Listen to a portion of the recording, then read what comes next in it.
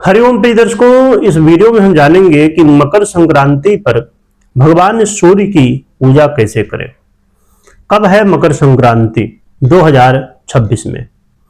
प्रिय दर्शकों, मकर संक्रांति वो दिन है, शायद आपने कभी सोचा होगा कि सूर्य अपनी दिशा बदलते हैं क्या? तो सूर्य अपनी दिशा बदलते हैं, वो दिन है मकर संक्रांति का। मकर संक्रांति को भगवान सूर्य अपनी दिशा बदलते हैं, वो उत्तरायण होते हैं। आपने सुना होगा कि उत्तरायण और दक्षिणायन, है ना? तो उत्तरायण होते हैं भगवान भूर्ण भास्कर। कब? मकर संक्रांति पर। और आपने ये भी सुना होगा कि भगवान कृष्ण ने जब गीता का उपदेश दिया, और उसमें भी आता है और भी जगह आपने महाभारत में खासकर ये देखा होगा कि भीष्म जी थे, है ना? आपने सुना ही होगा भीष्म जी के बारे में। तो उन्होंने अपने व्रत के लिए इंतजार किया था किसका? उत्तरायण का।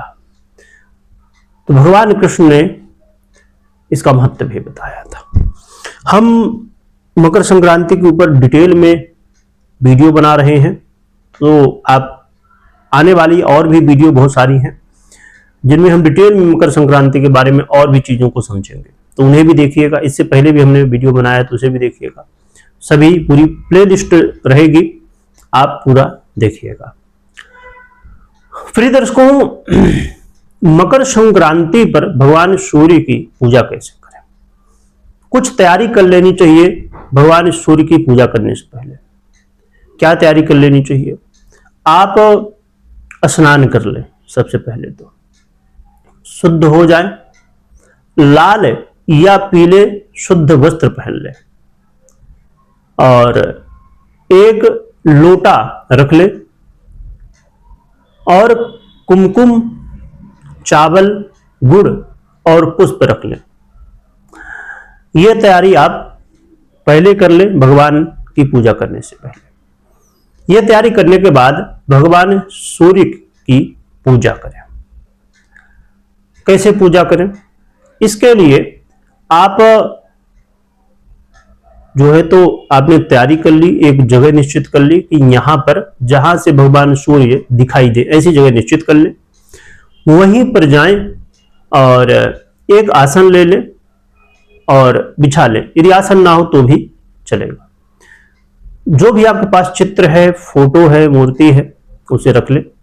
भगवान को तिलक करें और लाल चंदन हो, रोली जिसे कहते हैं, कुमकुम भी कहते हैं, उसे चंदन कर दे, गुड़ का, और साथ में यदि आपके पास संभव हो तो तिल का भी भोग लगता है, खासकर गुड़ का भोग लगाएं।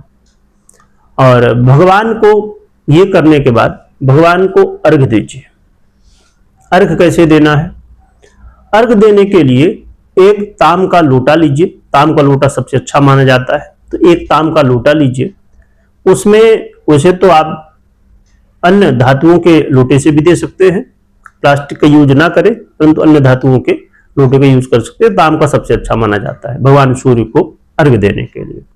तो एक ताम का लोटा ले, उसमें जल ले, और जैसे हमने तैयारी की थी पहले, थोड़ा सा रोली डाल ले, या लाल चंदन जिसे कहते हैं कुछ जगह, या कुमकुम कहते हैं, वो डाल ले। थोड़ा सा चावल डाल ले, है ना? 5 दाने, 4-5 दाने या 10 दाने भी हो गया, मतलब थोड़ा सा चावल ले लीजिए हाथ से, उसे डालिए, और एक लाल फूल ये डाल के, और थोड़ा सा यदि आपके पास संभव है तो गुड़, यदि जैसे हमने कहा भोग में लगेगा तो थोड़ा सा गुड़ जल में भी डाल सकते हैं। तो ये डाल के और फिर भगवान सूर्य को अर्घ दें। अर्घ देने के लिए किस दिशा में अर्घ देना चाहिए? सही दिशा कौन सी है अर्घ देने की? तो अर्घ देने की सही दिशा है पूर्व दिशा। भगवान सूर्य पूर्व दिशा से ही उदय होते हैं, तो पूर्व दिशा की तरफ अपना मुख कर ले, खड़े हो जाए और अर्घ देने के लिए ऐसी जगह में अर्घ दे जो कि पैर में ना आए, ना आपके न किसी के। तो ऐसी जगह निश्चित कर लें, कोई गमला हो या फिर कोई पात्र हो या जैसे भी। तो अर्घ देना शुरू करें। अर्घ कितने बार देना है? अर्घ 3 बार देना चाहिए। आपने जो लोटे में जल लिया है, आपने थोड़ा सा छोड़ा, फिर रोका, फिर छोड़ा, फिर रोका, फिर छोड़ा, फिर रोका, ऐसे करके 3 बार। क्या मंत्र बोले? ओम घृणि सूर्याय नमः या ओम सूर्याय नमः, है ना।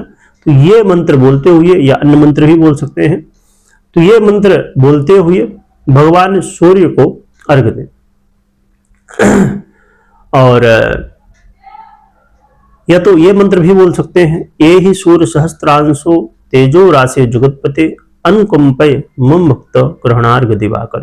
तो इतना बड़ा यदि मंत्र याद नहीं होता तो आप छोटा सा मंत्र ओम सूर्याय नमः बोलते हुए भी, या ओम घृणि सूर्याय नमः बोलते ही, या ओम आदित्याय नमः बोलते ही अर्घ दे सकते हैं। तो 3 बार अर्घ दे, भगवान सूर्य को प्रणाम करें। और जब अर्घ दे रहे हो तो जल की तरफ देखें, जो जल गिर रहा है वहां पर, भगवान सूर्य की तरफ नहीं देखना है।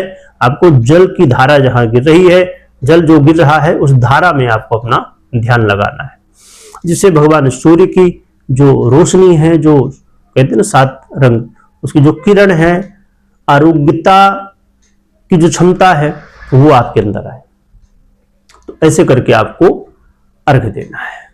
गलतियां जो हैं वो नहीं करनी है। कुछ गलतियां सूर्य अर्घ देते समय, पूजन करते समय कुछ गलतियां हैं जो नहीं करनी चाहिए। क्या? जैसे मैंने पहले बताया, आप अर्घ ऐसी जगह दीजिए जहां पैर ना पड़े, है ना, तो पैर पड़ने से बचाना है।